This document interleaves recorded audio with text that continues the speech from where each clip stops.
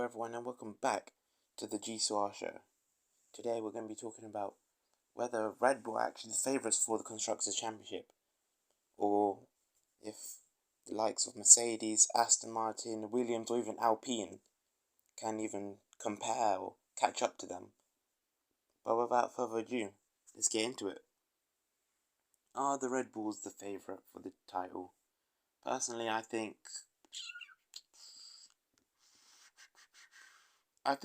judging off their pace at Japan, I think so.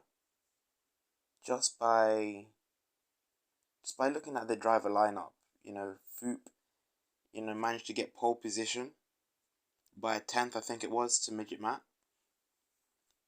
and Dino Bambino winning by 5 seconds, around 5 seconds, to Chico 5. Obviously, I know it's only been one race, and the car and the drivers could do even better, I guess, or do even worse in the upcoming Grand Prix. But that definitely is a little statement, Foop before last weekend at Japan had only ever got one pole position, and that was at Australia, actually, the track that we're going to next. So for him to get pole here at a track where last season I think he qualified P14 in the Red Bull, I think it shows not only has Foop improved, but I think that Red Bull's looking strong as well. Dino Bambino, obviously, well, at the moment he's the face of GCR, isn't he? He's looking quick. He's got some decent race pace, and well, he started, I think it was 8th, P8 actually. Managed to work his way up quite quickly actually to the top 5, and before you knew it, he'd overcut Chicona 5 and Coward and taken the lead of the race. And from there, well, he just managed to control his pace and take, well, what looked like quite a comfortable race victory, by 4 or 5 seconds. Whether I think Mercedes could catch back up, I guess we'll see. Obviously, they only had one driver last weekend at Suzuka, with Ollie Freeman being unavailable. But this weekend, both Mercedes drivers should be there. So I guess it'll be exciting to see their race pace. Aston Martin, I think Aston Martin, we didn't even see anything personally, I think, from Aston Martin last week.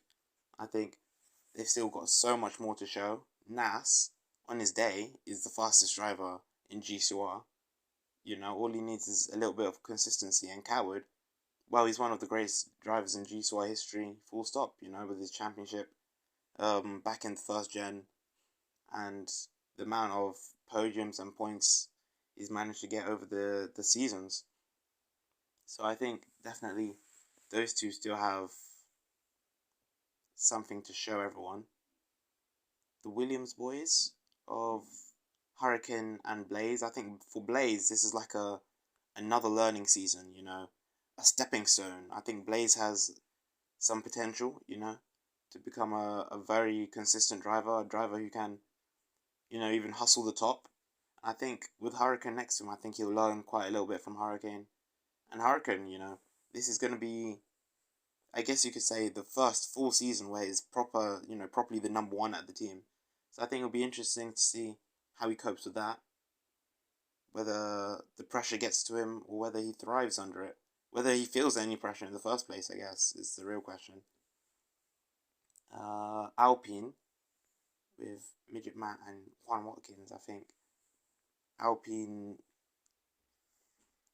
a weird one, I think we need to make another video in the future about where I see Alpine. But I think Alpine right now, if Juan Watkins turns up, I think definitely he'll be in the fight for for the win. And who knows, maybe if he turns up often enough, maybe even for the championship. And Midget Matt, Midget Matt right now he's in an odd situation right now. We don't know whether he's going to be a future world champion or whether he's just going to be a very good midfield driver. We don't know whether he's going to be like a George Russell, future world champion, or he's going to be just like a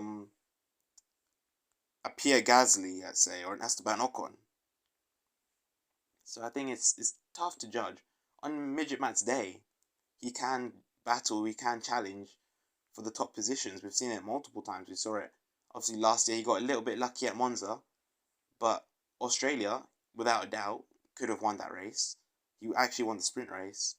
Where else? Singapore, he showed brilliant pace there as well. Uh, and even this weekend at Suzuka, qualifying a 10th of pole, could have been his first ever pole in Gcor. If things had gone his way, or if maybe if his middle sector was a little bit better.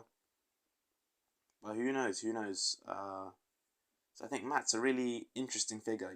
I think obviously we're going to Australia. I think he's going to be quite strong there, but who knows? Obviously last season, him and Foot battled there.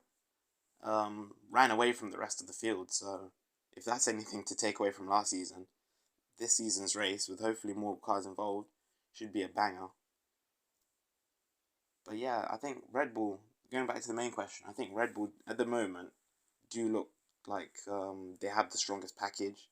I think Aston and Mercedes are near. I don't think they're better. I think they're close.